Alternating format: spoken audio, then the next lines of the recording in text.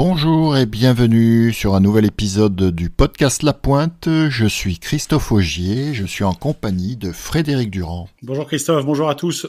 La semaine dernière, nous évoquions les championnats du monde à Singapour pour les équipes A. Mais cet été, plusieurs de nos équipes nationales de jeunes étaient engagées dans des championnats d'Europe, que ce soit chez les U16 garçons ou chez les U16 filles. Mais beaucoup plus récemment, les U18 garçons ont arraché une 8e place qualificative pour les championnats du monde après une défaite contre la Croatie. Ce résultat n'avait pas été atteint depuis 15 ans. En finale, les Monténégrins ont dominé les voisins serbes. On te racontera tout ça dans un prochain épisode. Mais qui dit nouvelle saison dit transfert. On évoque les principaux mouvements du championnat élite masculin pour la saison à venir et aussi du côté des grosses équipes européennes. Tu veux découvrir la suite ? Allez, c'est parti !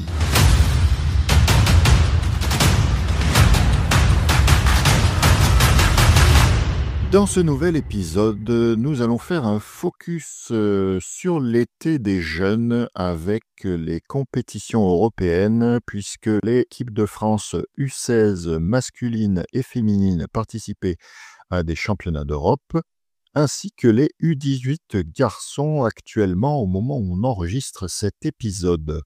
Et on finira par le mercato, le fameux mercato. Frédéric, est-ce que tu peux nous dire un petit peu déjà sur les compétitions européennes, puisque tu as bien analysé ces compétitions, et on attaque tout de suite avec les U16 garçons. Oui Christophe, écoute, les U16 garçons avaient un championnat d'Europe à effectuer à Ljubljana en Slovénie. Alors un championnat d'Europe groupe B, puisque la France n'est pas qualifiée dans le... Il y a deux championnats d'Europe, le championnat d'Europe groupe A avec les nations les mieux classées, et puis le groupe B.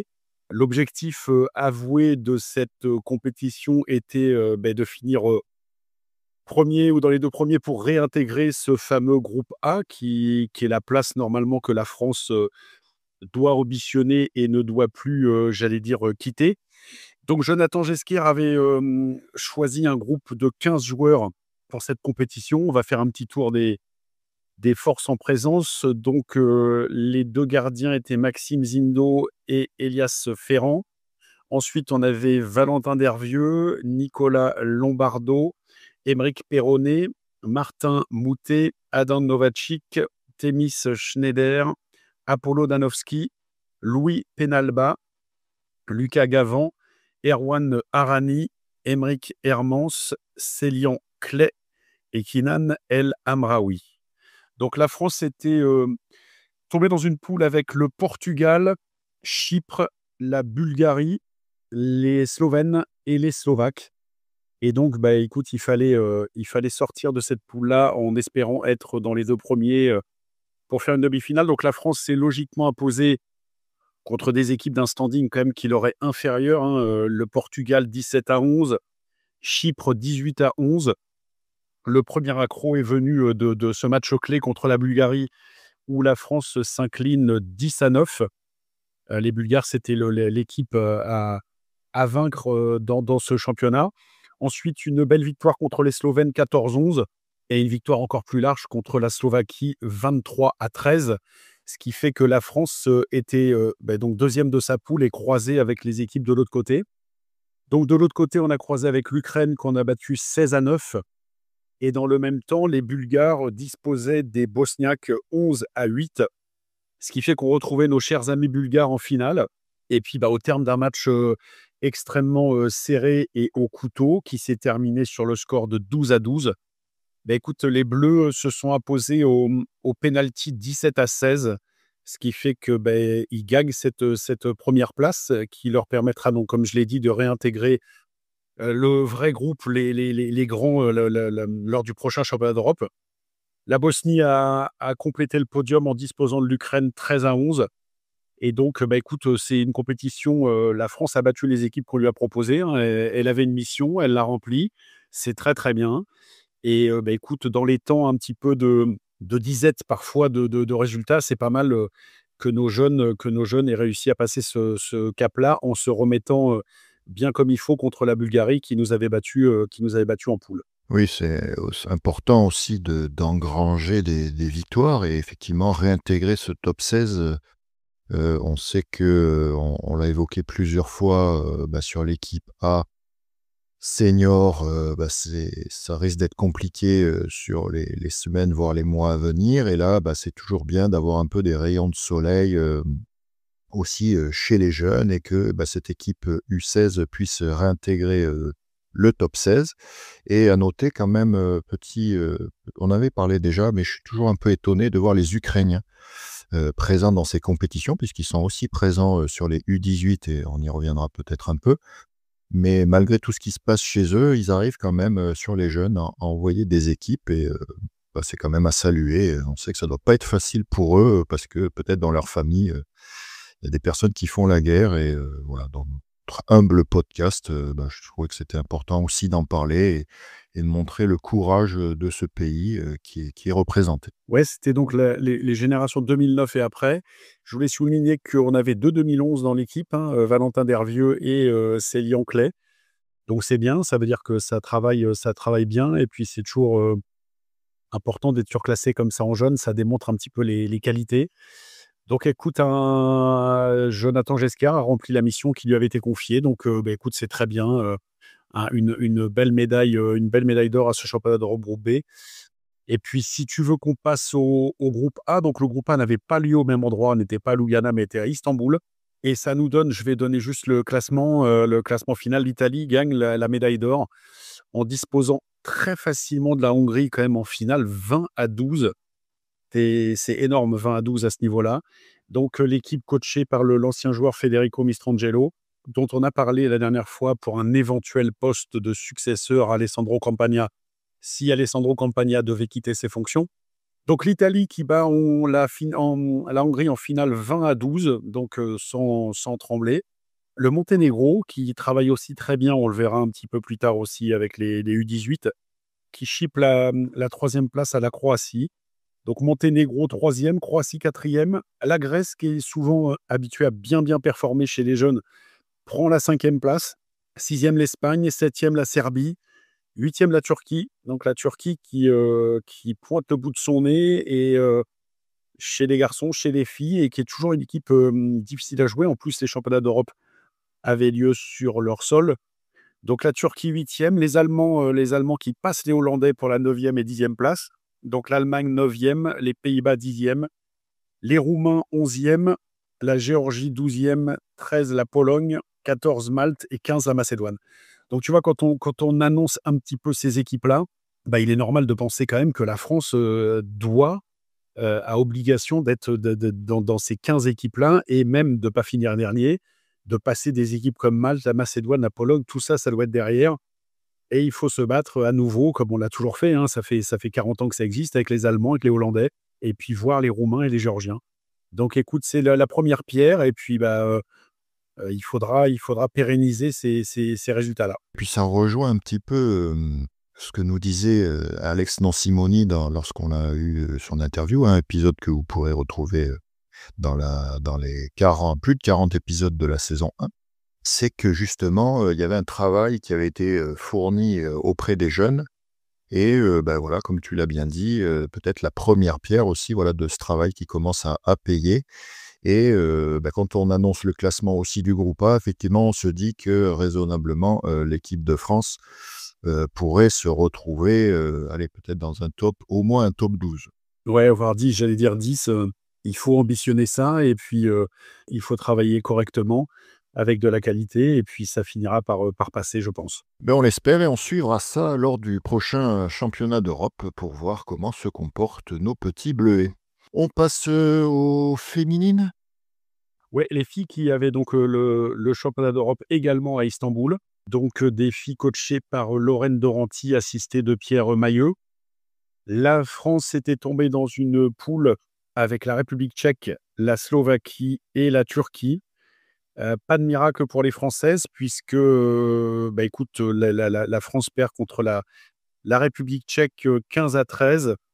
Bat la Slovaquie 20-8, et puis, comme je l'avais dit avant, les Turcs qui sont là, la Turquie qui bat la France 15-10. C'est quand même un résultat à noter. Ils ont battu les deux équipes qui leur étaient proposées. Donc on a retrouvé les Slovaques, qu'on avait battu 20-8, et là on finit à peu près sur le même score, 18-8. Et enfin, on bat Malte 12-10, ce qui fait que la France finit 12e 13e pardon, de ce championnat d'Europe. Un championnat d'Europe remporté par l'Espagne. L'Espagne qui bat la Grèce en finale 19-14. Pareil, un score assez net. Et puis ensuite, je vais faire le déroulé un petit peu des équipes. Troisième Hongrie, quatrième Italie, donc toujours les habitués.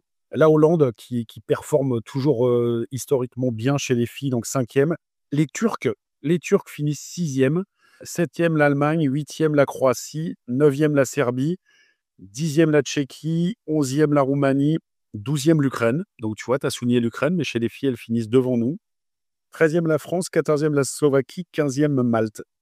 Il est à noter quand même à la différence des garçons, les pays des Balkans, Croatie, Serbie, Monténégro, bon là, le Monténégro est même pas présent. Alors le Monténégro, il faut relativiser, il y a un petit 700 000 habitants, donc c'est compliqué aussi d'avoir des équipes de partout. Mais les Croates et les Serbes finissent 8e et 9e. Ça se développe un petit peu, mais pas encore au niveau des équipes latines ou hongroises et hollandaises. Donc, écoute, la France finit 13e. Il n'y avait pas d'attente trop supérieure à ça sur ce championnat d'Europe. Et puis, il faudra aussi travailler et combler un petit peu les écarts. Les écarts sont un peu plus gros quand même chez les filles que chez les garçons. Ouais, ce qui est assez étonnant, toujours surprenant de voir la Serbie notamment et la Croatie. Bon, c'est vrai que c'est pas forcément évident de développer peut-être le polo féminin, mais qui est vraiment quand même un niveau en dessous du masculin, alors que dans d'autres sports, ils arrivent à performer aussi. Donc c'est assez étonnant qu'il n'y ait pas cette culture aussi chez les féminines. Et à noter, moi je trouve qu'aussi, on a quand même une finale Espagne-Grèce, qui est la finale aussi, les équipes qui étaient en finale au championnat du monde féminin à Singapour, même si voilà, on a quand même des générations d'écart, mais on a quand même les mêmes équipes. Et oui, tu retrouves toujours les mêmes, hein. Juste après, tu as Hongrie-Italie. Ah ouais. Et voilà, écoute, c'est comme ça. Les jeunes font des résultats, deviennent moins jeunes, grandissent et puis confirment les résultats quand elles sont un peu plus âgées. Ouais, tu le dis assez régulièrement à ce micro, effectivement, les adultes sont des jeunes qui ont grandi et qui Et oui. ont l'habitude aussi de performer à ce niveau-là et donc qui reproduisent voilà, peut-être des schémas, des programmes. On évoquait les programmes la dernière fois aussi, donc ce qui permet d'évoluer et de rester au haut niveau. Tu veux qu'on passe au grand, un peu Oui, plus grand? au plus grand, hein, 2 ans de plus, les U18 garçons, Oradea en Roumanie et belle surprise, peut-être c'était escompté, pour eux, mais en tout cas, voilà, la France qui réintègre le top 8. Alors les U18, c'est une catégorie importante, c'est la dernière catégorie quasiment de juniors. Donc là, c'est des joueurs plus aboutis quand même que les U16. C'est l'antichambre. Il y a d'ailleurs certains joueurs qui ont fait déjà des compétitions avec Léa, hein. Je pense à Kylian Brest-Fernandez, Lucas Barna, il a fait quelques stages, Camille Dervieux aussi. Donc, écoute, c'est une compétition qui se déroule à Oradea, dans cette chère ville d'Oradea en Roumanie. Et puis, donc Alexandre Don Simoni avait... Alors, il a eu affaire, je l'ai eu au téléphone il y a 2 jours, il a eu affaire à une cascade de défections de joueurs qui sont soit pas venus, soit qui ont arrêté le polo, soit qui... Enfin, il a eu du mal quand même à composer son équipe, même si l'équipe qu'il a se rapproche très certainement de l'équipe qu'il voulait avoir. Mais il a eu du mal à former cette équipe-là parce que, donc, comme je te dis, des absences à droite à gauche, des blessés aussi. Et donc, il nous a sorti du chapeau 15 joueurs. Donc, Matteo Agrefilo, Lucas Barna, Kylian Brest-Fernandez, Swanzo Chiron, Louis Collieux, Apollo Dadowski, donc la paire de gardiens Camille Dervieux et Ivano Fuxa, Marko Jovanovic, Jean-Baptiste Lena, Jakub Novacek, Romeo Scarporou, Johan Scorletti, Victor Tavel et Nassim Zeloufi. Il est à noter que Apollo Danovski, dont les parents sont bulgares, avait les papiers les papiers français pour participer à cette compétition, ce qui n'a pas été le cas de son frère, Dario. Je ne comprends pas très bien comment l'administration peut donner les papiers à un frère et pas à l'autre. Donc Dario qui aurait fait du bien parce que c'est un vrai bon joueur. Donc écoute, l'équipe est comme ça. Et puis, écoute, elle était Alors l'objectif, effectivement, c'était la qualif pour les championnats du monde qui auront lieu en 2026, l'année prochaine. Il faut se rappeler aussi quand même d'où on vient, parce qu'il fut un temps, il n'y a pas très lointain, où la France se qualifiait pas au championnat d'Europe. Donc là, on est qualifié au championnat d'Europe, on performe, on va au championnat du monde. Et ben, c'est quand même une progression et c'est intéressant. Donc la France était opposée dans le groupe à la Pologne, à la Turquie et à la Roumanie. Donc bon, la Pologne, on sait que c'est quand même beaucoup plus faible. On a passé la Pologne 26-9. Mais les 2 matchs, clés quand même, la Roumanie et la Turquie. Écoute, la France bat la Turquie 11-10 au forceps, mais il fallait le faire. Et puis passe la Roumanie derrière 14-8 pour finir première de la poule, ce qui nous a permis de croiser, dans un match donc pour, accéder au top 8 ou pas au top 8 avec nos chers, ennemis, habituels. Les Hollandais, chez les jeunes, historiquement, c'est des joueurs, c'est des équipes qui sont pénibles à jouer. Peut-être parce que les Hollandais sont développés, physiquement jeunes et donc ils ont cette dominance un petit peu, sur nous. C'est une équipe qui embête beaucoup, beaucoup de monde et puis, bah, là, dans un match, à l'arrache, on passe 12-11, ce qui est un super résultat, c'est un super résultat qui nous ouvre, comme je dis, les quarts de finale et qui nous ouvre aussi donc la qualif au championnat du monde.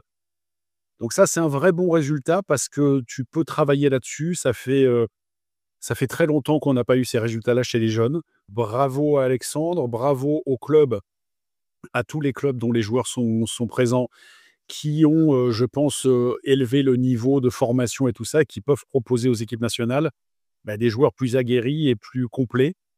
Donc c'est un bon résultat, c'est très bien. On va voir la suite de la compétition, mais un top 8, ça faisait très, très, très longtemps que ça ne nous était pas arrivé. On avait parlé du top 5 avec les équipes de la dernière fois avec Gilles Madolena, je crois que c'était les 93. Bah là, écoute, une bonne surprise en tout cas pour cette équipe. Moi, je note quand même dans cette équipe, on a quand même pas mal de jeunes. Donc, Kylian Blaise Fernandez en est le capitaine de cette équipe. Et que les joueurs que tu as cités, il y en a pas mal. Je les ai pas comptés comme ça, mais qui ont pu jouer soit en élite, soit en National 1 régulièrement. Je pense que forcément, ben, ça aide aussi à mieux performer, parce que si les jeunes ne jouent pas ou jouent que dans des championnats entre jeunes ou de moins bonne qualité, je veux dire, comme ça, ben forcément, c'est plus difficile. Et là, je pense que le fait d'avoir des joueurs qui sont habitués à jouer soit en élite, soit en National 1, parce qu'il y a plusieurs joueurs de Monaco, dont le petit Adanovski, qui a même joué les U16, hein, tu l'as cité tout à l'heure, si je ne me trompe pas. Il était dans les 2 équipes. Je trouve que voilà, l'embellie peut-être vient aussi de ça, c'est-à-dire que des clubs ont su faire confiance à des jeunes. Alors pas pour les citer, parce qu'on parle régulièrement d'eux, mais Monaco, notamment, a une équipe extrêmement jeune et on retrouve ces joueurs dans ces équipes de France. Et je pense que l'expérience qu'ils ont pu acquérir en National 1, qui est l'antichambre de l'élite, a permis aussi de réaliser ce bon résultat.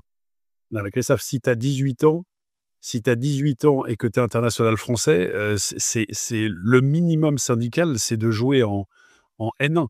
Ils devraient même tous jouer en élite. Là, on parle pas de jeunes de 15 ans. 18 ans, tu dois, international ou pas, tu dois jouer au minimum en N1. Donc, a fortiori, quand tu joues pour l'équipe nationale, bah oui, oui, tu dois. Après que les clubs fassent la place ou pas à ces joueurs-là, ça, c'est différent. Mais tu dois avoir les capacités et les qualités pour jouer dans ces divisions-là. Toutes les équipes de France de jeunes qui ont été faites, les joueurs jouaient déjà en première div, ce qu'on appelait la première division à l'époque, ou même la N1B juste en dessous. Donc, mais je te rejoins, c'est vrai qu'à force de multiplier les matchs, c'est sûr on acquiert de l'expérience, on est moins surpris par l'inconnu en fait. On enlève cette chose qui est l'inconnu et donc quand tu fais 50 matchs par saison, c'est sûr qu'après tu es un peu plus habitué. Mais en tout cas, très, très bon résultat qui nous a donné un petit peu le sourire, le sourire. La France était opposée au Monténégro en quart de finale. Là, c'est pas passé, mais le Monténégro a une sacrée équipe sur ce tournoi, enfin cette génération-là. Donc le Monténégro a passé la France 21-11 dans l'écart. Les Grecs ont passé les Croates 17-16. Donc les Grecs toujours là chez les jeunes. Les Serbes, qui ont galéré un petit peu pendant leur poule, battent les Hongrois 14-13 et sortent la Hongrie se qualifier pour les demi. Et enfin, dans le duel latin, l'Italie prend le dessus sur l'Espagne assez nettement 11-6, ce qui nous a donné 2 demi-finales. Le Monténégro, dont je viens de parler, qui sort l'Italie 10-6. Donc c'est quand même une victoire assez sèche quand même. Et puis dans le même temps, les Serbes, une victoire encore plus sèche, qui battent les Grecs 20-14, ce qui nous fera une finale Serbie contre Monténégro et la petite finale les Grecs contre les Italiens. Et dans le même temps, la France, dans les matchs de classement, puisque donc on bascule de 5-8, a perdu l'Espagne 16-11 et puis devra jouer donc la Croatie pour la place de 7-8. Donc voilà, on peut même ambitionner une meilleure place que 8e. Oui, ben, on l'espère, mais voilà, au moment où on enregistre, on n'a pas ces résultats-là. Monténégro, tu l'as dit, hein, belle grosse équipe qui se retrouve en finale, qui a fait des très très bons matchs en poule. Et on se retrouve avec une finale donc contre la Serbie qui a déjà eu lieu quelque part, je dirais, puisque le premier match en ouverture, à la première journée, il y avait déjà Serbie-Monténégro et le Monténégro s'était imposé 9-8. Alors, on peut imaginer peut-être, comme France-Bulgarie, peut-être que les Bulgares avaient battu la France et la France a battu la Bulgarie en U16. Là, peut-être, bon voilà, à un but, ça va être très indécis. Et les Serbes, une nouvelle fois, un peu malmenés en poule et qui se retrouvent encore en finale. Donc, c'est une marque de fabrique, hein, peut-être des Serbes. Et c'est une culture, hein, Christophe, c'est une culture. Oui, mais C'est-à-dire que quand tu vois voilà, dès qu'il y a le match couperé, tac, ils envoient. alors ça ne veut pas dire que les Serbes gagnent tout le temps, hein. Non. C'est pas ce qu'on veut dire. Mais quand les grands jouent comme ça, quand tu joues un peu ta peau et que voilà, dos au mur, ils se révèlent. Écoute, les Monténégrins quand même ont alors ça, je sais pas ce que donnera la finale, mais ont une sacrée équipe. On a parlé tout à l'heure du championnat d'Europe U16, mais en U16, ils font 3e. Là, en U18, ils feront minimum 2e, voire 1er. Là, écoute, tu te prépares des générations. Donc, tu as quand même 13 joueurs en U18, 13 joueurs en U16. Tu as 25 joueurs potentiellement qui seront de haut niveau quand ils seront chez les grands. Donc, écoute, le Monténégro se prépare des belles heures, comme souvent. Aussi dans la deuxième, donc la petite finale, hein, on l'évoquait pour la Serbie et le Monténégro, match aussi qui a déjà eu lieu le premier jour également. Et l'Italie s'était imposée facilement face aux Grecs 14-9. La bonne santé comme du polo italien aussi, hein, parce que tu vois, tu es champion d'Europe des U16 large, hein, parce que 20-12 contre la Hongrie. Là, tu fais un podium chez 18. C'est pour ça que je disais que, alors je suis bien conscient de l'énorme gap qu'il y a entre des U16, déjà entre des U16 et des U18, mais des U18 et des A. Mais la fédération italienne, je sais pas, je suis très curieux de savoir comment ça va se terminer, cette histoire de Campania. Mais c'est pas comme si tu avais un désert derrière, quoi, hein. Si tu enlèves une partie des joueurs qui ont voulu faire cette mutinerie, tu sais que derrière, quand même, à terme, tu retrouveras une qualité. Et donc, écoute, l'Italie travaille très bien et récolte le fruit à chaque fois chez les A du travail qui est effectué chez les jeunes. Les équipes sont confiées souvent à d'anciens joueurs qui ont extrêmement performé dans leur carrière. Donc là, c'est Mistrangelo chez les U16 et c'est Christian Presciutti chez les U18. Presciutti qui est médaille olympique, etc. Donc, écoute, une continuité de résultats et en tout cas, parce qu'on est des fois, on est peut-être un peu les Cassandres du water-polo à parler que des mauvaises nouvelles. Écoute, on a eu 2 bonnes nouvelles cet été qui nous ravissent et enfin, on va pouvoir voir peut-être un petit coin de ciel bleu à l'horizon. Et pour compléter aussi ce que tu dis, donc sur les championnats du monde U20 qui se sont déroulés aussi récemment pendant l'été, le Monténégro avait fini 6e, la Serbie 5e, Grèce 7e, Italie 8e. On voit quand même voilà, des équipes présentes. Bon, l'Espagne qui avait remporté le championnat du monde, mais qui est aussi là sur ce top 8. On retrouve un peu les mêmes équipes, quoi. Petite chose aussi que j'ai vu, on parlait de Sandro Campagna, on avait fait petite partie de l'épisode précédent là-dessus, mais j'ai vu qu'il était invité à Oradea aussi et qu'il avait fait un peu une genre de masterclass pour les entraîneurs, et il disait que ben voilà, avec de la motivation, avec un entraîneur passionné, on pouvait créer des bons joueurs partout dans le monde. Mais je rejoins à 100%. Le formateur est évidemment extrêmement important. Donc après, ça dépend de la population qu'il a, hein. Tu peux pas faire des miracles. On avait discuté avec Yann Clay la dernière fois que les Balkans choisissaient la masse, puisque bah, évidemment, c'est toujours plus facile d'extraire le haut du panier quand tu as de la masse. Il est toujours plus fort que quand tu n'as pas beaucoup de gens. Mais si tu as la masse et si tu as des gens qui savent faire ce qu'il faut. J'ai vu une vidéo très intéressante d'Andrea Perlainovic, qui perd pas son temps pendant les vacances, mais je l'ai vu montrer des exercices de formation. Déjà, quand tu as Perlainovic sur le bord, tu écoutes dans l'eau, il se met dans l'eau et il montre des exercices de prise de balle, de pose en pointe, de fixation et tout ça.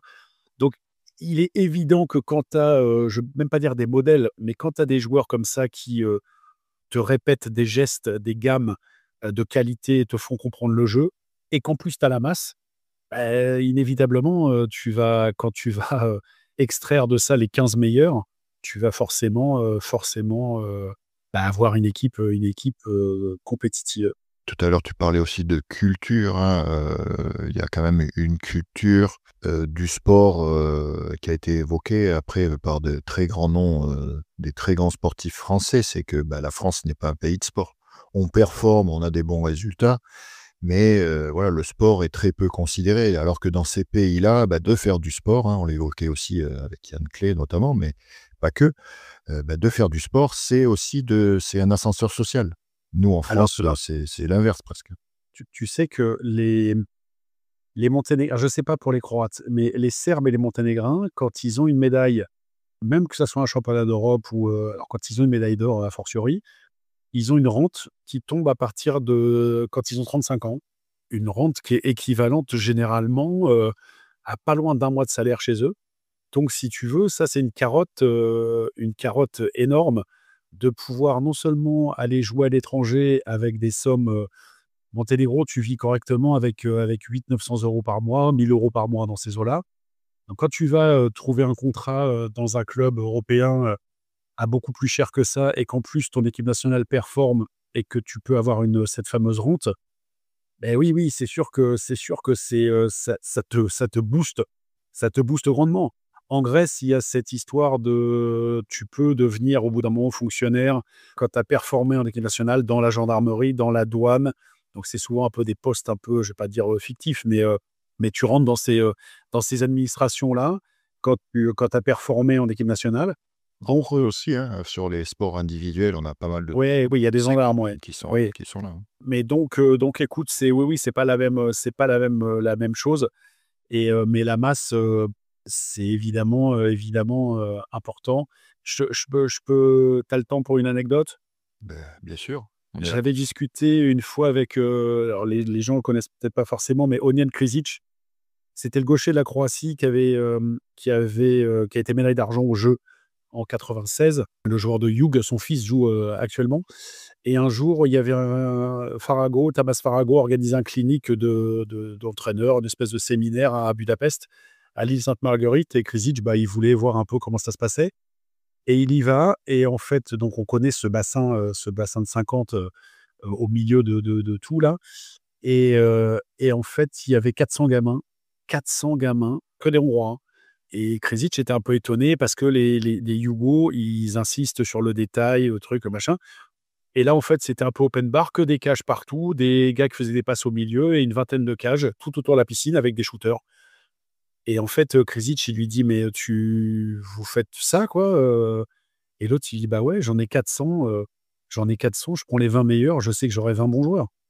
Et en fait, c'est ça, hein, c'est la masse, les 400 te permettent d'extraire les 20 meilleurs. Et puis, bah, tu vois, les Hongrois, ils ont tous un shoot, comme on avait discuté avec Hugo, parce qu'ils se bouffent du shoot à l'entraînement. Et puis, bah, au bout d'un moment, voilà, tu prends les 20 grands qui shootent fort. Et puis, bah, tu sais que tu seras là.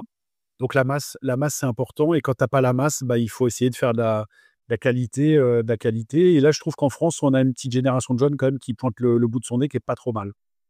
Ouais, ouais, ben, à suivre. On espère qu'ils continueront à se développer, qu'ils n'arrêteront pas le polo entre-temps et qu'on aura plaisir aussi à les suivre, à les regarder jouer avec les seniors et ben, qu'on retrouvera notre équipe senior au championnat d'Europe, au championnat du monde, peut-être sur le podium, hein, qui feront mieux que celle de la génération qu'on a eue il y a 2 ans et qu'on aura plaisir aussi à voir aux Jeux Olympiques, et notamment à Los Angeles, puisque les U18, certains pourront prétendre y participer. Exactement. On va basculer côté français avec le fameux mercato. Mercato, donc des équipes de l'élite que nous avons pu avoir. Bon, malheureusement, certains clubs, 2 en particulier, malheureusement, ne nous ont pas répondu. Je fais une aparté, Christophe, c'est déplorable. Tu vois, c'est ce qu'on revenait on en revenait à ça, le professionnalisme, le machin. Ça prend 2 secondes d'envoyer un mail, en disant: «Voilà, j'ai, Pierre-Paul Jacques qui sont partis, Pierre-Paul Jacques qui sont arrivés et mon effectif, c'est ça». Les clubs, certains clubs, donc je vais les nommer, hein, 7 et Taverny, c'est pas la première année, hein, parce qu'on avait fait un sujet mercato l'année dernière, ne daignent même pas répondre. Donc écoute, on va remercier les clubs qui nous ont répondu. On va pas parler que des absents. Merci aux clubs qui nous ont répondu, mais je trouve ça, qu'est-ce que tu veux que je te dise? Les gens, quand la discipline n'est pas il y a pas un focus sur la discipline, ils râlent. Quand tu leur demandes juste des renseignements un petit peu, bah, ils te répondent pas. Donc écoute, puis pas grand-chose de plus à en dire, mais on va parler de ceux qui nous ont répondu. Ouais, bon, c'est dommage, voilà. Bon, juste, on voulait en parler. Ben, donc, on va attaquer par ordre de classement et commencer donc par Marseille, champion de France, qui a participé au dernier Final Four, qui est invité avec Barceloneta à un tournoi aux États-Unis, en Californie. Oui, c'est ça. Ouais, en Californie, à Caltech, je crois d'ailleurs même. Alors, au niveau, donc pour Marseille, au niveau des départs, donc on l'avait déjà évoqué hein, plusieurs fois, mais on a Andrea Perlainovic qui quitte le cercle pour aller à Radniki, Alessandro Velotto à Barceloneta et Daniel Anguial à Olympiakos. Côté arrivée, on a plusieurs joueurs étrangers qui viennent les remplacer. Donc, un Serbe pour un Serbe avec Radomir Drazovic qui vient de Radniki, donc qui fait le chemin inverse. Kalogiropoulos, le grec en provenance de Vouliagmeni. Un Hongrois contre un Hongrois aussi. Donc, Adam Nagy qui vient du champion d'Europe Ferencváros. En provenance du vice-champion d'Europe, on a Bilal Badamassi, le Hollandais qui vient de Novi Beograd. On a un joueur français qui rejoint l'effectif en provenance de Strasbourg, l'international Loris Canovas. Et on a aussi toujours bulgare Dario Danovski, son frère est français, on l'a dit, et lui pas encore, en provenance de Monaco. Voilà ce qu'on pouvait dire côté arrivée et départ. Ouais, Christophe, Marseille, donc on avait discuté du fait qu'on pouvait maintenant avoir 5 étrangers en championnat. On en a autant qu'on veut en Champions League. Donc Marseille en perd 3, en intègre 4. Perlanovic, ça va être même s'il est vieillissant, c'est une perte quand même parce que c'est un joueur qui est encore très, très performant. Et puis, écoute, la venue de Canovas, ce sera compliqué. On a oublié dans les départs, il y a Matteo Lena qui part à Aix-en-Provence. Ce sera compliqué de se faire une petite place dans les 13, voire dans les 14, hein, parce que si tu fais une simulation pour la Champions League, tu as les 7 étrangers, tu auras toujours un deuxième gardien qui est Arshak, ça fait 8. Si tu rajoutes Hugo et Mike, ça fait 10. Les deux Vernou, 12. Alexandre Bouet, 13. Et après, il reste Pierre-Frédéric Van Peperstraat, Andrea Donardi, Loris Canovas, peut-être Audouin de Revier, ou peut-être un jeune qui monte. Donc, ça sera compliqué de se faire une place en Champions League. Et puis, même en championnat, hein, parce qu'en championnat, tu enlèves 2 étrangers, mais ce sera compliqué. Mais écoute, Marseille va probablement C'est pas survoler très certainement ce championnat avec une concurrence qui s'éloigne. À suivre, on les regardera surtout en Champions League parce que je pense que le championnat est quasiment bouclé avec ces effectifs-là. Ouais, peut-être qu'on aura une surprise comme l'année dernière quand Strasbourg les avait battus à domicile. Et juste pour compléter, alors je ne saurais pas vraiment dire dans quel cadre ça se fait, mais Marseille qui aura un troisième gardien, Brody McKnight, le Canadien, qui fait partie du programme World Aquatic Scholarship. Donc peut-être dans un prochain épisode, on se renseignera pour savoir à quoi ça correspond, mais le Canadien qui est là aussi, au moins pour s'entraîner avec le groupe du Cercle des nageurs de Marseille. On passe au deuxième Pays d'Aix, natation. Frédéric, je crois que tu as la liste. Oui, bah écoute, donc au-delà du changement majeur de banc, puisque un Alex va remplacer un Alex, Alexandre Collin prend les rênes de l'équipe en lieu et en place d'Alexandre Simoni, on en avait déjà parlé. Donc au rayon arrivé, on a un Américain qui vient de Debrecen en Hongrie, qui s'appelle Jake Cavano. Je ne vais pas t'en dire plus, je ne le connais pas. De Primorier, on a un Japonais Daichi Ogiara, un Turc qui est bon bestiau, Mehmet Yutmaz, qui vient de NK Istanbul. Les frères Léna, Matteo et Jean-Baptiste rejoignent le club. C'est ce qu'on avait dit la dernière fois. L'accès à l'équipe 1 étant grandement bouché, ces joueurs-là qui ont fini leur année de junior, alors je parle de Jean-Baptiste, pas de Matteo parce qu'il est le plus vieux, mais qui ont fini leur année junior, comme porte de sortie, ils ont Aix qui se satisfait grandement de récupérer ces joueurs-là. Et on a aussi un gardien qui s'appelle Alexis Plouzeau qui joue à la Corniche, qui va être le deuxième gardien du club. Donc ça, c'est pour le rayon arrivé. Les départs, donc on a la retraite des deux joueurs phares, Enzo Katz et Mathieu Pesson. On a les départs quand même non négligeables de Bertrand qui part à Mataro, qui retourne donc chez lui, de Montes qui va à Saint-Andréou et de Watanabe qui va à Barcelone. Donc la Catalogne s'est servie dans la besace du Pays d'Aix. On a Aïssi qui arrête et Grotz qui va à l'INSEP, puisque donc l'INSEP ouvrira bien ses portes et sera bien dans le championnat N1 avec Lucas Hortier à sa tête. Et bien donc, on apprend donc Lucas Hortier sera bien l'entraîneur de l'INSEP l'année prochaine, puisqu'on se posait la question jusqu'à maintenant. Donc, on a au moins un joueur et un entraîneur qui seront présents à l'INSEP l'année prochaine. Il y aura donc je sais pas ce qui deviendra avec l'équipe nationale féminine, s'il continue sa mission ou pas. Mais en tout cas, comme on l'avait dit la dernière fois, l'INSEP a bien une équipe engagée en N1. Et donc, ce sera Lucas Hortier qui en aura la charge. À suivre, donc tant mieux pour lui. Au moins, on ne savait pas trop où est-ce qu'il allait rebondir. Et bien, il rebondit à l'INSEP. Troisième du dernier championnat, Strasbourg. Au niveau départ, on a donc Loris Canovas qui rejoint le Cercle des nageurs de Marseille, Vlado Popadic à Brescia, Marko Petkovic quitte le club, et on a les arrivées de Drazen Kujacic, Adam Furman et Pierre Chandieu. Ouais, Christophe, écoute, il fallait à Strasbourg aller chercher des joueurs parce que là, ils perdent quand même les deux Monténégrins. Tu l'as dit, Popadic, Perkovic et Canovas. Donc, ça fait quand même 3 départs conséquents quand même dans la rotation d'Olivier Chandieu. Et puis, écoute, il compense donc il récupère son fils, qu'il a déjà eu, si je ne me trompe, à Marseille, à Sète et donc maintenant à Strasbourg. Donc Pierre Chandieu qui rejoint Strasbourg. Et puis Kujacic, moi j'ai toujours dit le bien que je pensais de ce joueur-là. C'est un joueur que je trouve très fin, très juste, qui nage vite, qui a des jambes, qui distribue bien. J'ai toujours bien aimé ce joueur-là. J'ai toujours été surpris qu'il n'ait pas eu une carrière un peu plus étincelante, mais j'ai toujours bien aimé Kujacic.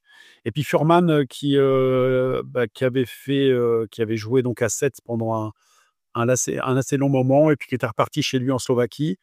Et puis là, écoute, que Olivier aussi a eu à Sète, donc qui revient un joueur intéressant qui peut jouer poste 3, qui a un gros shoot, qui va faire du bien aussi. Donc j'allais dire honnêtement, numériquement, 3 départs, 3 arrivées. Et puis qualitativement, on ne sera pas très très loin.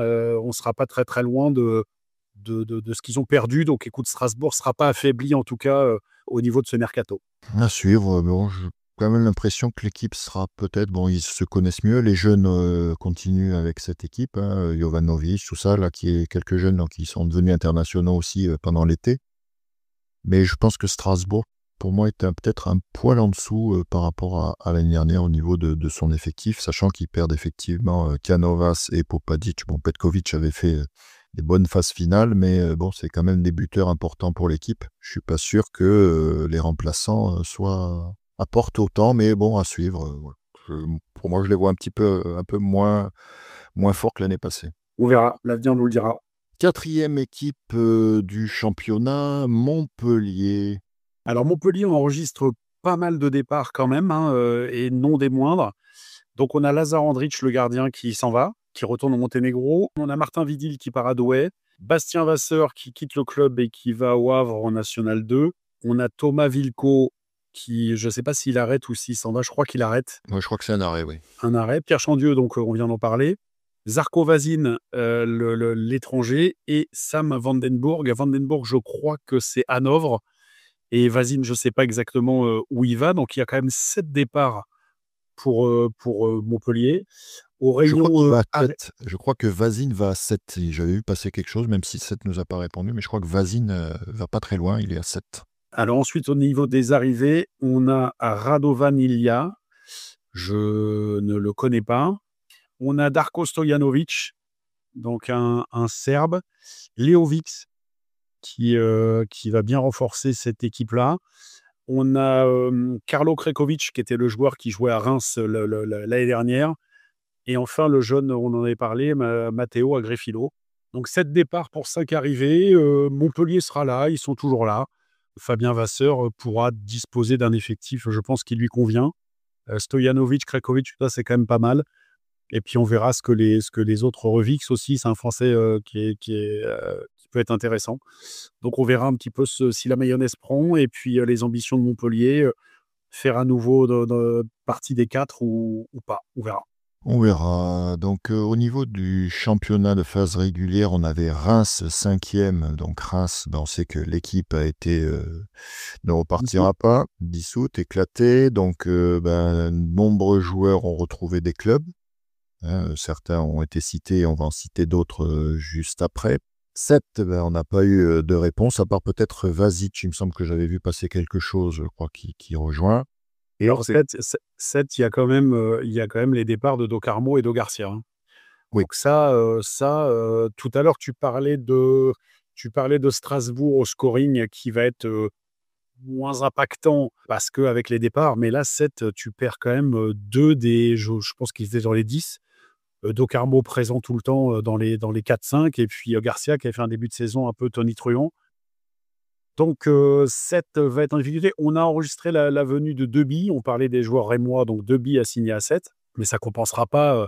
Là, il te faut des joueurs qui mettent des buts. Et des joueurs qui mettent des buts, ça ne se trouve pas comme ça. Donc 7 sera en difficulté, je pense, avec le départ de ces 2 artilleurs. Ensuite, on passe du côté de Nice.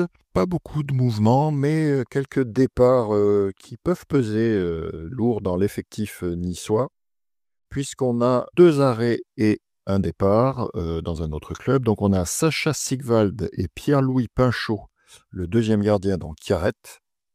Et on a Théo Barsotelli qui lui rejoint le voisin monégasque pour jouer en National 1. Côté arrivée, 2 joueurs rejoignent l'effectif niçois, donc Ivano Voit, un gardien français, donc contrairement à comme pourrait l'indiquer son nom, qui provient d'une université aux États-Unis, donc qui sera là en deuxième gardien pour suppléer Lucas Kozmer.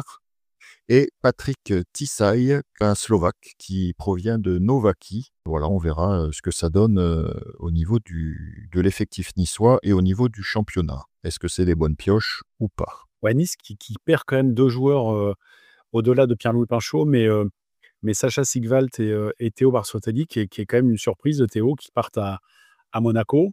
Comme l'effectif n'est pas hyper pléthorique, là, tu perds 2 rotations. Je n'ai pas mentionné Cassandre Nardin, le gaucher qui faisait des apparitions de temps en temps dans l'équipe première, donc qui a arrêté aussi. Hein. Alexandre Simoni voulait le prendre vraisemblablement cet été pour les Europes, mais il n'est pas là.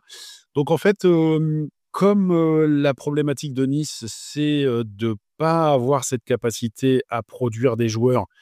Il y a un problème quand même de formation au niveau de Nice parce que, beh, écoute, il y a plus beaucoup de joueurs de qualité.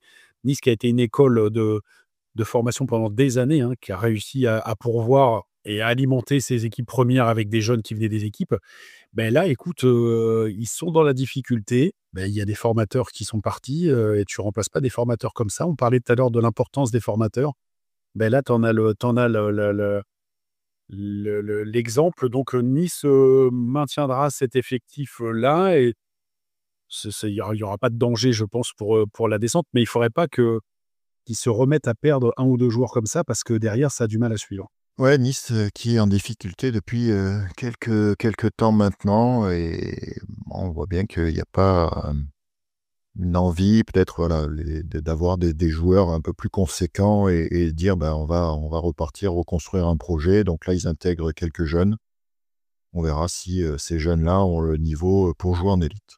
Maintenant, on passe aux 2 équipes qui rejoignent et heureusement le championnat élite, Douai et Bordeaux. Donc on va commencer par, Douai. Plusieurs départs côté Douai. On a, Lucas, Dudziak qui rejoint Arras, Tom Dufour, qui prend la direction de Arnes. Andrei Schondorf, Arras également. Djibril Zawi, Arnes. Antoine Panier qui, lui, Arrêt. On a Mathias Bausch qui rejoint Arnes. Kylian Renaud qui rejoint Le Havre. Et Ludi Classe Soucy, Arrêt. Tu vois, quand tu es un club de N1 comme ça et que tu montes, les joueurs qui ont le niveau N1 juste, j'allais dire, mais qui savent qu'ils pourront pas passer le cut de l'élite parce qu'il y a un vrai gap. Bah, écoute, ils préfèrent, retourner, dans des clubs de N1, là où ils pourront jouer, là où ils pourront continuer leur passion pour le polo et là où ils retrouveront un niveau plus en rapport avec leur propre niveau à eux et donc les 3 départs à Armes, le départ à Arras, tout ça, je pense que c'est consécutif à ça. C'est une suite, j'allais dire, logique. Je pense aussi. Côté arrivée, donc on a, l'ancien Rémois Souk Williamsen. Martin Vidil, de Montpellier, on l'a dit tout à l'heure. Florent Lasseron, on parlait un peu d'effectifs de mouvement à 7, donc il vient de 7. Jackson Taylor, un Canadien d'Ottawa Titan Water Polo Club. Et Liam Ward, Long Beach State Université. Je crois que c'est un gardien, il me semble, l'Américain. Ouais, bah, écoute, Yann Clay aura fort à faire, comme un peu tout le monde, hein, ça va être un petit peu la foire d'empoigne en bas avec Nice, Taverny, Bordeaux, Douai. Yann nous disait qu'il voulait rentrer, top 6. Écoute, on verra. Il a une bonne petite génération, mais après il faudra, comme on a dit, passer le cap de cette division qui est le cap le plus haut. Mais comme c'est quelqu'un qui a l'habitude de bien travailler, écoute, on va suivre ça avec intérêt et on verra ce que ça donne. Ouais, on verra ce que ça donne. Et enfin, dernier effectif, Bordeaux. Oui, Bordeaux qui s'est quand même posé la question de savoir si, ils allaient prendre la place au-dessus, hein. J'en ai parlé souvent avec Patrice, Pecker, qu'on aura certainement à notre micro, bientôt, je l'espère et donc écoute, ils ont, comme départ ou comme arrêt, ils ont Esteban Gonzalez, Hervé Coa, Alexis Stegman. Ils ont Spiker, le Hollandais, qui retourne aux Pays-Bas et Daniel Alvarino, qui est un joueur que j'avais trouvé très intéressant quand même, bien en Cannes avec un bon shoot, qui retourne lui, en Espagne. Baptiste Siguré et Matteo Streif. Donc c'est quand même l'effectif quand même qui est assez amputé et tout ça sera compensé par, Mattia Barella, un Italien, Axel Devonish, un Vénézuélien qui évoluait à Reims, Francis Quinn, un Espagnol et enfin le seul qu'on connaisse, Julien Hoffner, qu'on a vu à notre micro et qui ne savait pas, qui hésitait un petit peu à l'époque à Mulhouse ou une autre opportunité. Il a cette opportunité-là de jouer en élite. Je pense que c'est une bonne chose quand même pour un joueur de ce niveau-là, de jouer en élite, c'est quand même mieux. Bordeaux, bah, c'est j'allais dire le petit poussé, hein, puisqu'ils ont fini deuxième de N1. Ils montent, mais on verra un petit peu comment tout ça se précise et les ambitions des Bordelais, ils vont être vite mis à contribution et puis on verra ce que ça donne. Ouais, on verra, est-ce qu'ils seront en mesure, d'aller challenger et s'imposer, contre des équipes, voilà, même si, on voit que l'effectif est un peu plus faible, mais bon, qui ont déjà joué en élite, hein, Taverny ou Nice, notamment. Donc est-ce que Bordeaux, Douai, bon, je pense que c'est peut-être un peu au-dessus, mais à voir. Bon, ils étaient en N1 aussi, ils ont dominé la N1. Est-ce que l'écart entre ces 2 divisions, sera compensé ou pas? Un bas de classement, on va dire, qui devrait être, quand même intéressant à suivre, sachant, comme on l'a dit tout à l'heure, Marseille, qui devrait, faire cavalier seul, sans souci. Une info quand même, intéressante, côté féminin. On avait eu, Emma Vernou, qui était, donc, à l'université, américaine, à Hawaï, et ben là, on a appris que Camélia Boulougbashi va rejoindre, les États-Unis l'année prochaine aussi. Peut-être qu'on pourra aussi, si elle nous écoute, la contacter et d'avoir un retour aussi sur cette expérience, américaine qui est, toujours, différente et surprenante, par rapport à ce qui se passe au niveau national. Oui, on a aussi la confirmation, donc j'en avais parlé la dernière fois, de l'engagement en fait du Cercle des nageurs de Marseille pour la saison 2026-2027 sur une équipe féminine. Donc bah, écoute, ça va peut-être un petit peu secouer le cocotier du polo féminin parce que je doute que Marseille s'inscrive pour finir 6e. Donc écoute, ça peut être pas mal et puis, bah, on verra ce que ça donne, mais en tout cas, on a cette confirmation-là, qu'on aurait d'équipes supplémentaires avec certainement des moyens. Emma Vernou, qui se plaignait, bah, de jouer avec des garçons parce qu'il y a pas de filles à Marseille. Mais écoute, en tout cas, son club de cœur et son club de formation, elle, sa sœur Valentine Orto, mais écoute, maintenant, il y aura un club à Marseille capable de les accueillir si elles le veulent. Bah, c'est une bonne nouvelle, hein. Tous les clubs, qui se positionnent, que ça soit en masculin, ou féminin et qui permettent, d'agrandir, le cercle des joueurs de polo, hein, pas le cercle de Marseille, mais le cercle des joueurs de polo au niveau hexagonal, et ben, ça sera que des bonnes nouvelles. Avant de passer au mercato européen, je voulais juste faire un petit clin d'œil, à un club qui a fêté ses 100 ans, qui est le CNMC, donc le club de Charenton, qui a fêté ses 100 ans. C'est pas rien. Donc je fais un petit coucou, un peu aux anciens de Charenton. Je sais qu'ils nous écoutent, Nicolas Mariscal, Philippe Auchabi et d'autres, je suppose. Et je voulais faire un petit clin d'œil à René Joigny, qui, est né le jour enfin la même année que la création du club, qui fête ses 100 ans. René Joigny, personne toujours agréable, gentil, et bon pied, bon oeil, hein, puisqu'il a 100 ans, qui se porte bien. Et écoute, je voulais passer un petit coucou à ce club, et qui a été un club historique, hein, qui a été dans les 3 premiers du championnat pendant un petit moment. Et puis, bah, écoute, voilà, René Joigny, le druide un petit peu de tout ça. Et je voulais lui rendre hommage. Eh ben, rendons-lui hommage et 100 ans, bah, c'est pas rien, donc surtout s'il est en pleine forme. Et 100 ans d'un club aussi, compte tenu un peu de tout ce qui se passe, dans le sport, c'est à saluer aussi, Charenton qui a connu, des heures de gloire, dans les années 80. Ouais, Christophe, écoute, on va passer, si tu veux, on va faire un petit balayage du mercato, européen. Avant de voir un petit peu les transferts notables, il y a 4 arrêts conséquents qui ont eu lieu, donc avec des joueurs qui ont marqué leur époque. Donc Felipe Perón, on en a parlé la dernière fois, qui a 39 ans, qui finit donc sur la plus belle des récompenses, un titre de champion du monde, qui tire sa révérence, donc après ce championnat du monde à Singapour, qui a une permanence, quasiment pendant, ouais, 20-22 ans, 20-22 ans de présence au plus haut niveau, un joueur sympathique, donc Perón. On a le mur, Alexander Ivovic, un mur derrière qui était un défenseur pointe, un rocher exceptionnel, très, très fort, en plus avec un bon shoot, qui a tout gagné avec Reco, qui a buté, lui, par contre, sur une médaille olympique, 3 fois, hein. Le Monténégro a fini 3 fois 4e, mais vraiment un joueur emblématique, toujours performant, toujours très, très fort.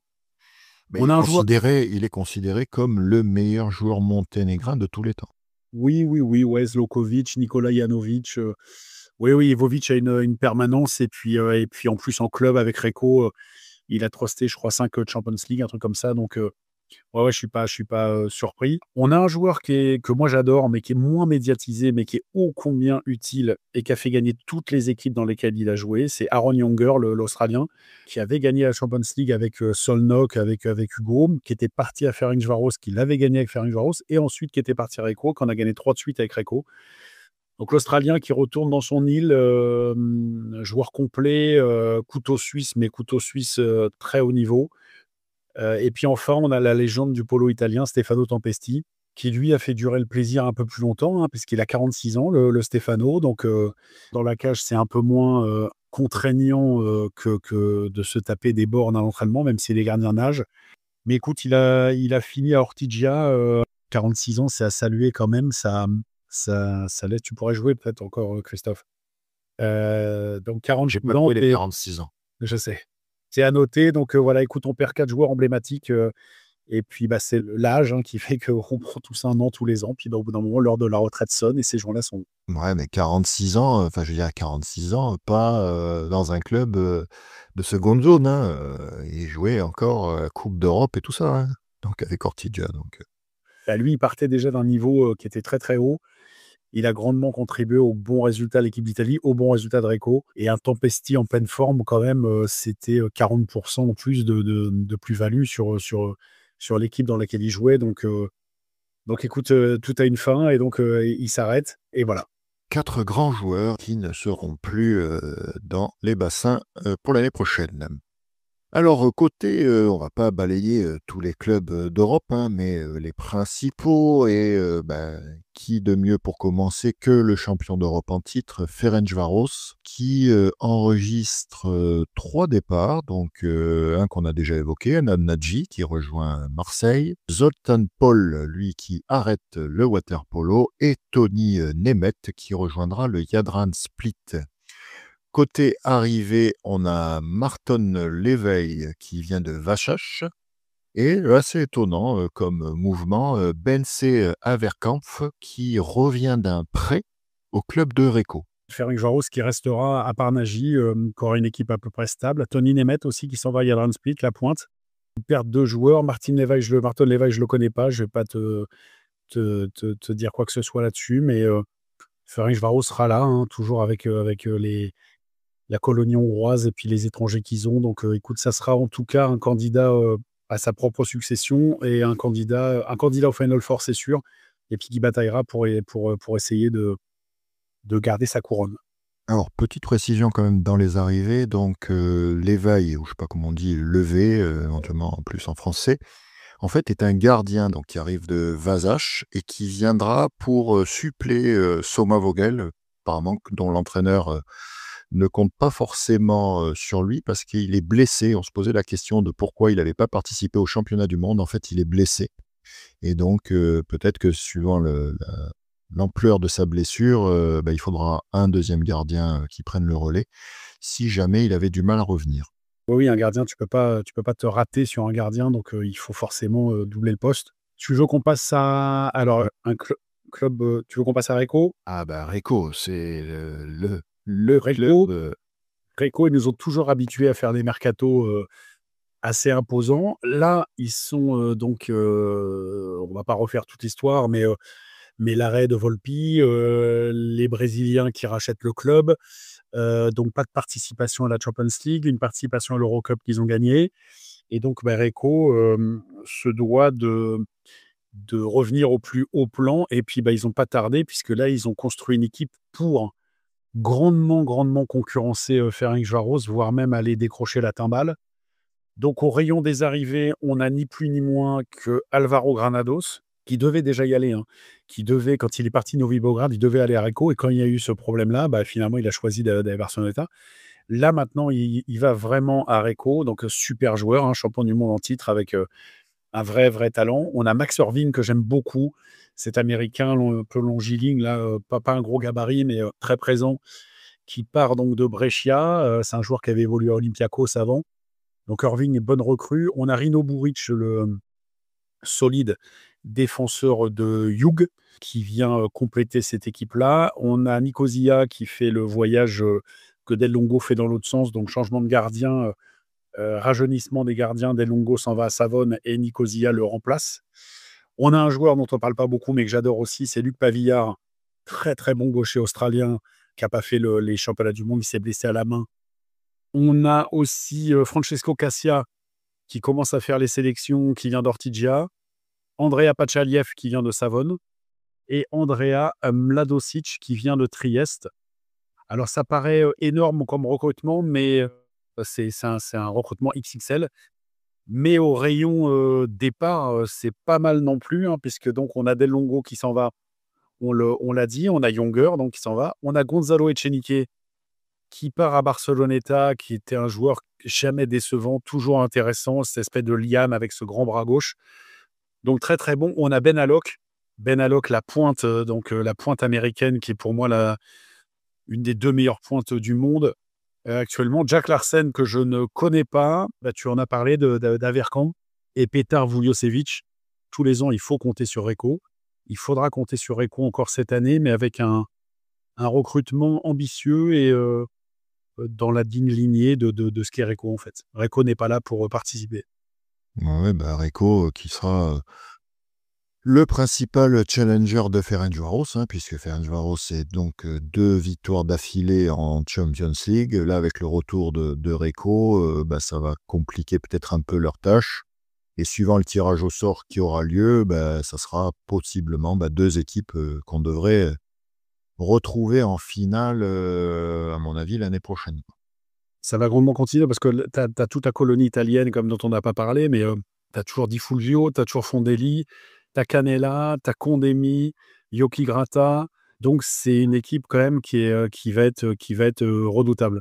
Yoki Grata, peut-être qu'il y aura, on en parlait la dernière fois, hein, mais qu'il y aura peut-être des sanctions. Je ne sais pas si c'est possible ou pas, non, des sanctions au niveau Non, de non, non, son non, club? les sanctions, elles ont été prononcées pendant le championnat du monde. Il n'aura pas de sanctions a posteriori et surtout pas de Reco. Reco va pas se priver d'un joueur, puis la fédération non plus. Donc non, non, non, Yoki Grata, il a purgé sa suspension. Donc Reco qui aura quand même une équipe top niveau. On a Barceloneta qui a fini 3e de la dernière Champions League, donc qui perd son coach Elvis Fatovic, qui est parti à Olympiakos, qui perd donc, on a dit, Felipe Perón, qui perd Granados. Martin Famera s'en va après un long bail, là, il va chez le voisin à Sabadell. Et Nick Porter, deuxième gardien, part à Panionios en Grèce. Écoute, au niveau des arrivées, donc on a Fran Fernandez, l'ancien joueur, qui devient donc l'entraîneur en chef. On a donc Gonzalo Echenique dont on a parlé. On a Veloto qui quitte Marseille donc pour aller en Catalogne. On a Javier Bustos qui était à Sabadell.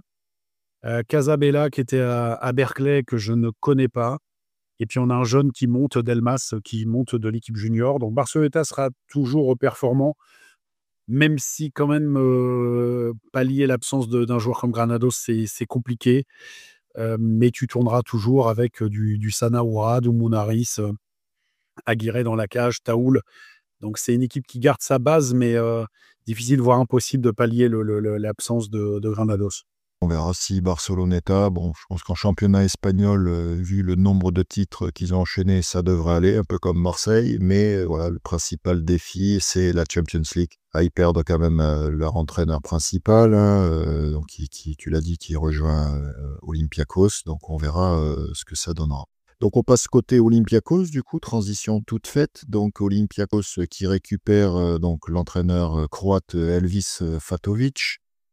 Daniel Anguial, donc le Marseillais qui arrive et qui perd par contre son entraîneur Georgios Tsourskas et 2 Croates qui avaient fait les beaux jours d'Olympiakos pendant longtemps et aussi qui jouent en équipe nationale, donc Andro Buchilier et Luka Loncar. Alors tout à l'heure, on a parlé des 4 qui avaient arrêté. Je pensais que Bouslier allait finir par arrêter aussi parce que je crois que c'est un 86, l'inamovible défenseur qui a longtemps été avec Ivovic le meilleur défenseur au monde au poste 3, qui a tout gagné, hein, qui est champion olympique, champion du monde, champion d'Europe, qui a été longtemps, et je ne sais pas si c'est encore le cas, le seul joueur à avoir 7 ou 8 médailles au championnat du monde. Il était toujours présent avec la Croatie. Et puis à chaque fois, je me dis, il va arrêter, il va arrêter. Et là, en fait, il a trouvé un point de chute. Il retourne chez lui à Jug Dubrovnik. Lonchar, lui, écoute, qui est pas jeune, mais qui est moins âgé quand même. Et écoute, pas beaucoup de mouvement à Olympiakos, hein, juste Anguial qui arrive et c'est 2 jours-là qui partent. Donc Olympiakos avait fait une saison, je trouve, mi-figue mi-raisin l'année dernière, hein, avec, je les voyais aller beaucoup plus haut que ça. Et puis, bah, en fait, écoute, ils se sont arrêtés, bientôt quand même dans la Champions League. Je pense pas qu'ils se manquent 2 années de suite, mais on verra ce que ça donne, mais ça reste toujours solide. Puis je pense qu'ils n'auront pas envie en connaissant un peu le club, de revivre une saison, notamment forcément aussi en Champions League, comme ils ont vécu, l'année passée. Radniki, équipe à suivre, hein, je pense, parce que l'été dernier, ils s'étaient déjà renforcés avec plusieurs joueurs olympiques. Cette année, ils ont renouvelé la chose puisqu'ils en prennent 3 de plus avec Rangelovic, Dedovic et Razovic, plus le vétéran Pernailovic. Tout ça aidé par un nouveau sponsor, donc une grosse équipe à suivre l'année prochaine. Je pense que ça va être vraiment un contender très important qui va pouvoir challenger Reco, à mon avis, et Ferencváros. Ils sont aussi accompagnés donc, de Vlachopoulos de Novi Beograd, un joueur, je crois, que tu aimes bien aussi. Ouais, en fait, tu vois, Novi Beograd a mis de l'argent pendant 3 à 4 ans. Ils ont fait 2 finales de Champions League, 3 finales de Champions League, pardon. Ils ont perdu les 3, malheureusement, dont une cruelle quand même quand Milanovic entraînait là, quand ils perdent au péno contre Reco. Et puis, bah, écoute, quand l'argent s'en va, les joueurs s'en vont avec. Živko Gocic, l'entraîneur, a refusé de prolonger parce que les conditions étaient bien moindres que ce qu'il avait auparavant. Donc, il y a une vague de départ. Yadamasi, Vlachopoulos, notamment Tchouk, je ne sais pas s'il va rester. Mais donc, bah, écoute, les vases communicants, Radniki bâtit une équipe à côté, avait déjà commencé à bâtir une équipe. Mais là, quand même, Randelovic, Dedovic, Razovic, donc ça, c'est des joueurs qui ont été champions olympiques à Paris, qui rejoignent déjà les frères Jaksic, l'autre Razovic straïnien. Ils vont avoir une équipe pas mal complétée par oui, Vlachopoulos, j'aime beaucoup parce que c'est un joueur qui est très intelligent, qui a un très bon shoot, qui tire la quintessence de ses moyens physiques qui ne sont pas colossaux, hein. C'est un petit gabarit. C'est un des rares petits gabarits qui restent dans notre sport, mais un joueur très malin, très intelligent. Donc, c'est sûr que Radniki, il va y avoir quand même embouteillage pour se qualifier au Final Four parce que Ferencváros, Reco, Barceloneta, Olympiakos, Radniki, Marseille. Je vois pas honnêtement d'autres équipes contester, enfin venir chipper une place à ces 6-là. Mais il faudra en enlever 2 et ça va être très, très serré parce que là, les équipes qui sont bâties sont vraiment de très, très haut niveau. Et Radniki qui avait remporté la Regional League l'année dernière, donc contre Novi Beograd. Cette année, à noter que la Regional League n'aura pas lieu. Donc Regional League, rappel, c'est un peu les meilleurs clubs, on va dire, de la Ligue, parce que la Ligue Adriatique, je vais le dire comme ça, ou l'ancienne Ligue Adriatique, où on a donc les Croates, les Monténégrins, les Serbes, je crois que c'est tout, qui s'affrontent dans ce championnat en plus de leur championnat national. Et cette année, les différents pays n'ont pas réussi à se mettre d'accord pour créer cette Regional League, donc elle n'aura pas lieu. Donc ça va leur faire des matchs en moins, des confrontations en moins, mais bon, c'était un championnat un peu comme une ligue fermée, hein, quelque part aussi, donc peut-être une histoire d'argent, forcément. C'est pas tout à fait qu'ils se sont pas mis d'accord, c'est qu'ils n'ont pas trouvé les financements pour faire les trajets, les transports, et cetera, et cetera. Donc, tu vois que tout le monde souffre quand même un petit peu des soucis financiers. Ouais, la Regional League qui était un championnat de Yougoslavie, en fait, hein. Là, il y a la Yougoslavie d'avant. Chacun a son petit championnat national, Croatie, Serbie, et puis Monténégro. Donc, un championnat de très, très haute qualité, hein, la Ligue Adriatique.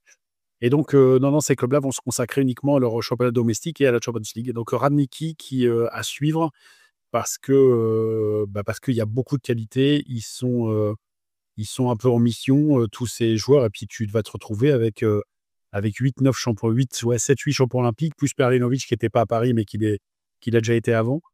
Donc voilà, écoute, à suivre, mais c'est très excitant parce que ça va nous donner quand même un championnat très ouvert, une Champions League, je veux dire, très ouverte, et puis avec bien malin qui va pouvoir extraire les 4 qui vont aller au Final Four.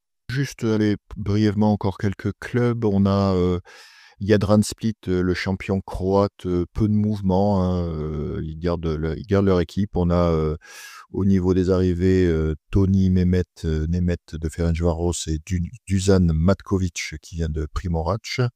Et au niveau des départs, on a Dusan Banisevic qui rejoint le Panathinaikos et Marino Kagail qui rejoint Trieste. Côté monténégrin, le Jadran Erceg-Novi, donc on a dit aussi Lazar Andrić de Montpellier, Danil Merkulov de Savone et Fran Valera de Sabadell qui arrivent. Et côté départ, Ivovic, on l'a dit, qui se retire, Darko Djurovic qui part à Sabac, Milojevic qui va à Beograd, Uros Vukurovic à Palerme et Danilo Radovic à Posillipo. Voilà, on arrive à la fin de cet épisode. On pouvait donc dresser et féliciter donc à nouveau les équipes de France jeunes U16, masculin, féminin et U18 qui ont participé au championnat d'Europe cet été, qu'on aura plaisir à retrouver pour ce nouveau championnat hexagonal. On espère qu'ils auront encore plus de temps de jeu et qu'ils vont continuer leur progression.